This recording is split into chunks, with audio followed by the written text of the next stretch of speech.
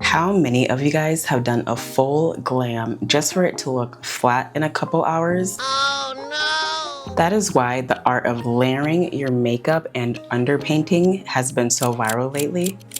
I'm gonna teach you guys how to underpaint on dark skin, and I want you to be able to do this next time by yourself at home.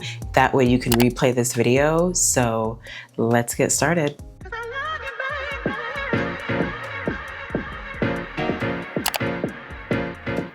Hi friends, my name is Bella. I've been a makeup artist going on 9.5 years now, almost a decade, and I'm here sharing tutorials to my fellow friends. So if you are new or returning, hello and welcome back. And for today's tutorial, it's all about the art of underpainting on dark skin. All right, now step one is going to be skin prep. And I know you want to skip this step or might be tempted to, but please don't. Your makeup is only going to be as good as your skincare, so please prep your skin. I've done a whole video on how to properly prep your skin. It's going to be somewhere up here. So prep your skin and let's get into underpainting.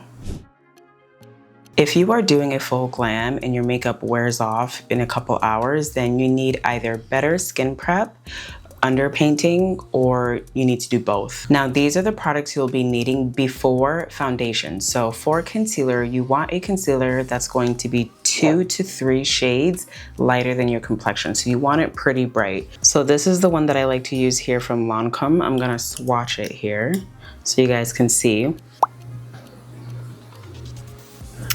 So that is 2 to 3 shades lighter than my natural complexion because I want a nice brightening effect under my eye that's going to peek through. The next thing is going to be a contour. For your contour, you can go more cool if you wish to, or you can go more warm.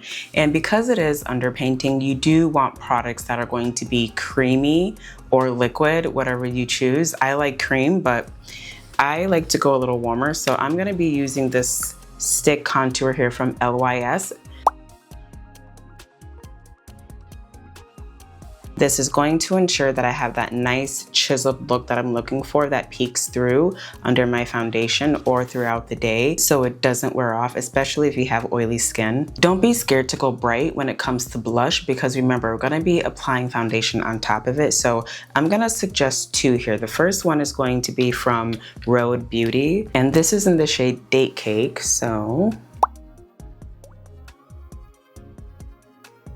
And the next one is actually a liquid blush from Huda Beauty. I'm gonna go like this here, but let me just show you guys. That's what that looks like there.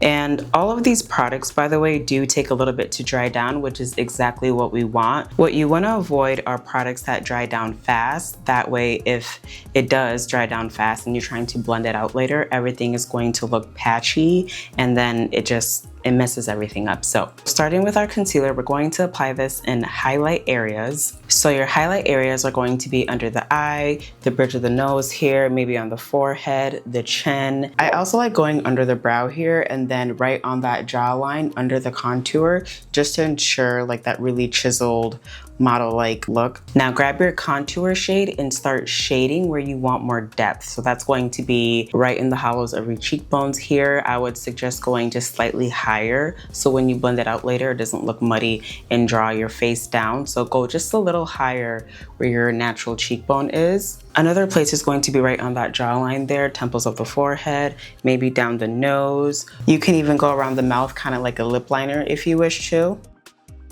If you want your face to look a little bit more elongated, then I would suggest right in this area here, right kind of like in that brow, going upwards into the temples of your forehead. And we're not blending just yet. Right now, we're just working on placement. I know this looks a little crazy applying this before foundation, but just trust the process. So grab your blush and you're going to apply this at the high points of your cheekbones. So right in here, very similar to the cheek contour. You don't want to go too low, so go just a little bit higher there when it comes to the blush for model-like cheekbones. Okay. Also, for a little bit more flow and harmony in the face, I would suggest doing 2 small dots right on the temples of the forehead here. And then if you wish to, again, you can also apply it on the lips You don't have to, but anyway. A dot on the nose works as well, but you want to focus primarily right on the high points of the cheekbones. Now, before we start blending, one thing I want to point out is you want to be mindful of your color palette that you're using for your underpainting. Now, what I mean by that is, let's say you do a warm contour in a pink blush, just like I have on here, but then you apply your foundation and then on top, you layer it with a cool tone contour and then an orange blush. That's not gonna work. The whole point is you wanna layer everything together to lock in for long-lasting results. So you wanna be mindful of the color palette that you're using so it matches the whole story, if that makes sense. Okay, time for blending. So grab your foundation. For the application of foundation, you will absolutely need a beauty blender. So get yourself a beauty blender, whether it's a big one like this, or like this. This is the one that I used on my face today. Get yourself a beauty blender. That is going to be the best tool to apply foundation with underpainting. And when it comes to foundation, you want a foundation that is going to be layerable. A few that I have in front of me here that work really well are going to be this here, MAC Studio Radiance, Pat McGrath Labs, and this one here from Lancome. These are all going to give me a satin matte finish that I can layer on and not look cakey. And the reason why that's important is because if I were to use something like this is going to be a fuller coverage foundation.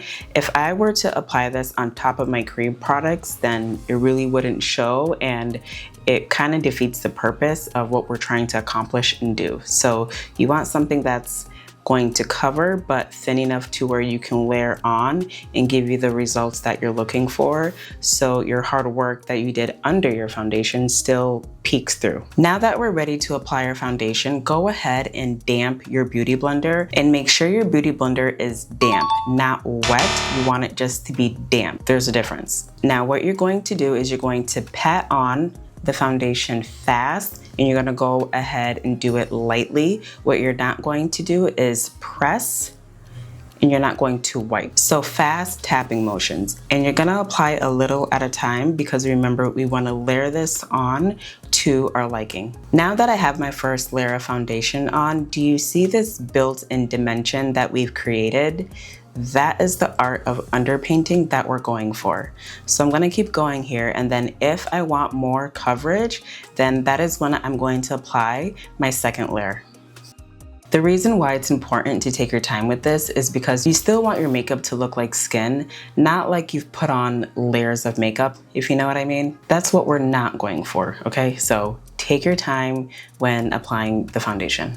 After foundation, it's time to set everything in place. So what I like to do is I like to go ahead and use either like a foundation powder like this, but I go in a little at a time with this because it is a foundation powder and I don't want to add too much coverage. Or if you don't want to do that, you can use a pressed translucent powder like this one here from MCO Beauty. And this is meant to be just a light dust, so you do want to go ahead and use a big powder fluffy brush like this. And then in the areas where you really want to set, this is where you're going to start baking. So I like to do some baking under my eye, right under here, right alongside my jaw, on the bridge of my nose, and that's about it. But anywhere else that you feel like you want to bake or add that extra insurance, this is the time where you're going to do that.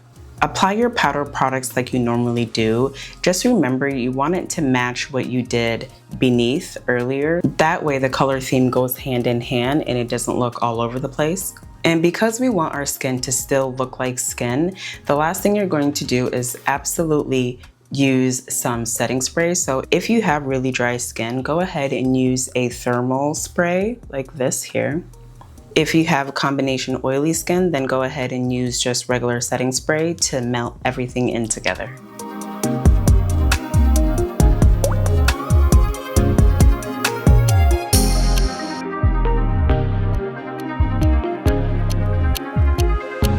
This looks like skin, it looks like you, but the best version of you.